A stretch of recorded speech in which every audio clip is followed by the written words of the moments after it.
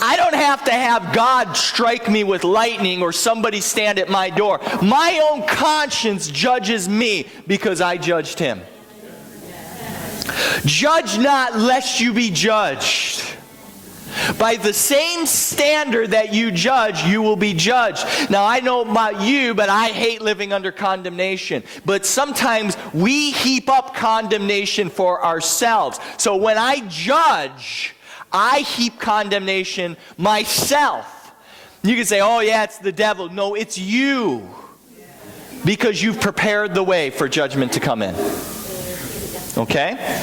So, 1 Timothy chapter 5,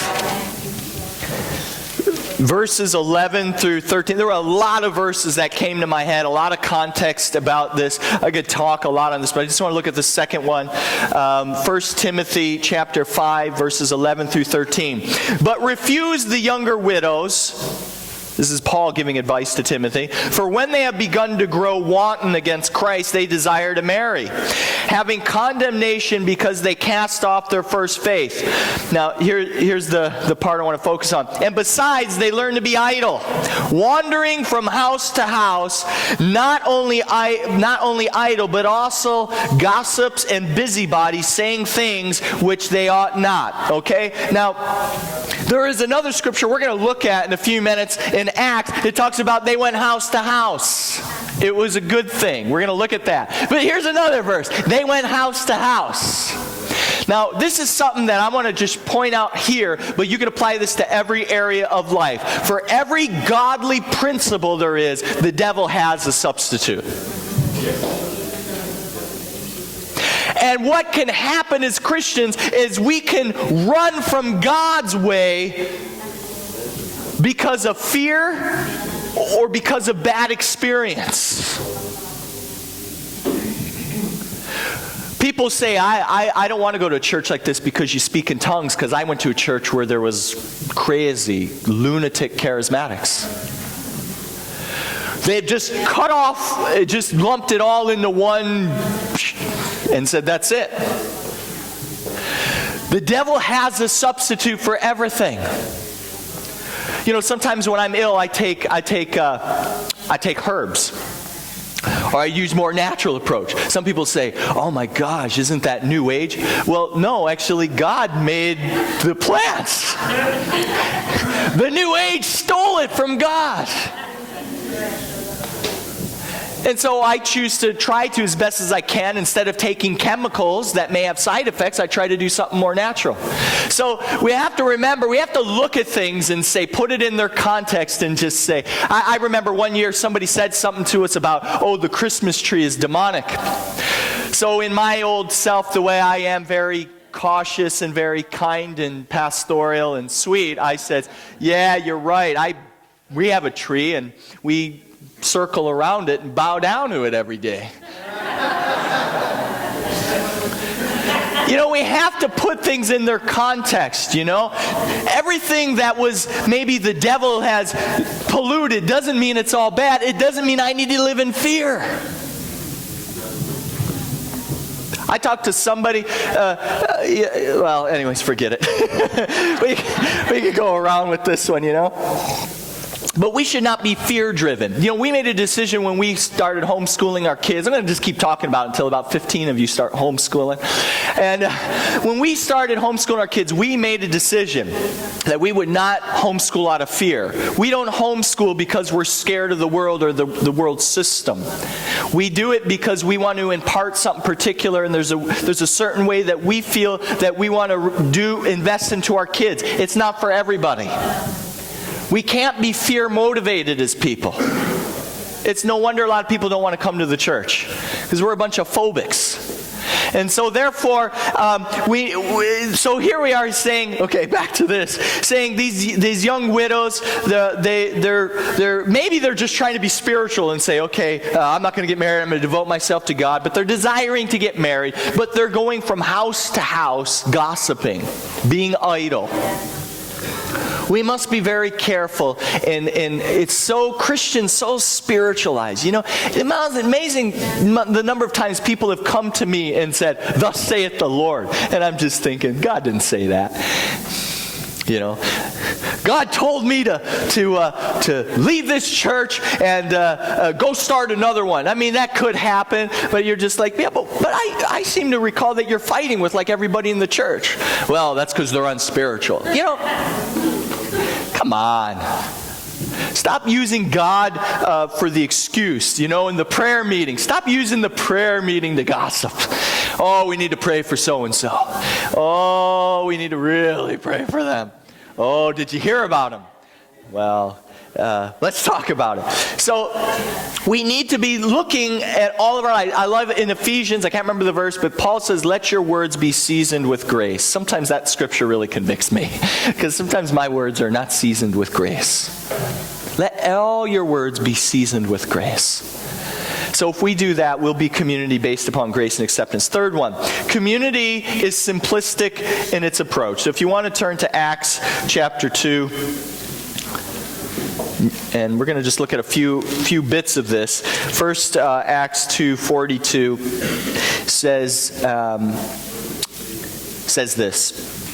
"And they continued steadfastly in the apostles' doctrine and fellowship, and in the breaking of bread, and in prayers." Is that not the right verse? Oh, verse 13.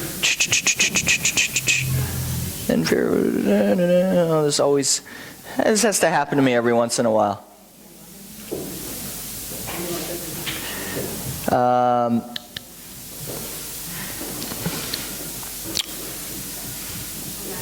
Okay, I'll just keep going. "Then fear came upon every soul, and many wonders and signs were done through the apostles. Now all who believed were together and had all things in common."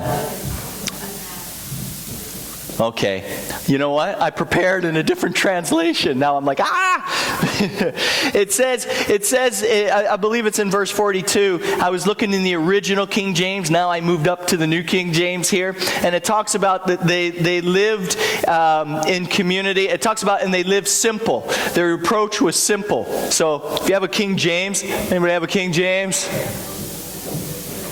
Anybody who's got an original? Fiona's got the original. Look for the word simple. Oh, anyways, we will dive into this. If somebody pops up, she'll be like, "Hey, there it is." Okay.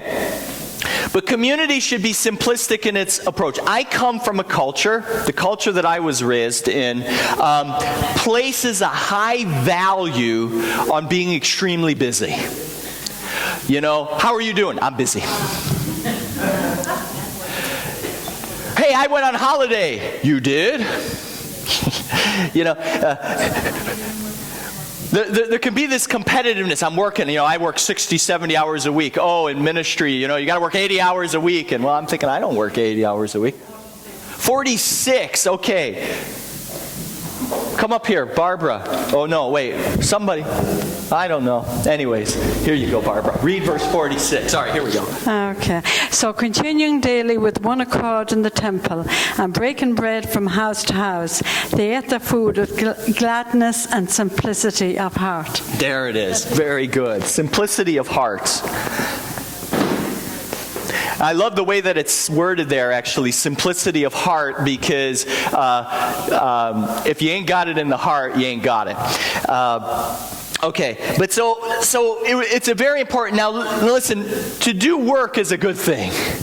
There's something of value to work hard, and you sleep good when you work hard. Yeah, it's true. So we should value work ethic. The Bible talks about work ethic. Now here's the catch though, okay? Here's the catch. To work hard and accomplish things is healthy, but busyness doesn't mean actually you're accomplishing anything. How many of you here are ever guilty of being busy and wondering, did I ever do anything? Going around going, why does it seem like there's not enough hours in the day? Maybe because you're busy but not necessarily working. See, this is the thing. Culture can value busyness. It's like the person who's sitting at the office all day and just kind of typing, answering a few sheets, and then the boss comes around. Moving really fast. Boss leaves, slowing down. You're there at the office being busy, but not necessarily accomplishing a lot of work. Actually, I'll be honest with you, I have a lot of reasons, but one of my reasons why I work predominantly from home is because I know that if I had an office here, I would be busy, but I wouldn't necessarily get my work done. You know? And I find as far as office work and preparing messages and stuff, I can, for the most part, take sections of time and focus in and get things done without, somebody comes in at the church, hey, how's it going? You know? And so I find it better when I'm working, and then when I'm visiting. But if I'm working and visiting at the same time, it just doesn't work for me. And I don't know about you, but like if I'm preparing a message and I'm looking at this verse and saying, Lord, speak to me, and then somebody comes in and talks to me for 5 minutes, which does happen sometimes in my home, it takes me a half hour sometimes to get back to what was God speaking to me again? I know I had a good point there. But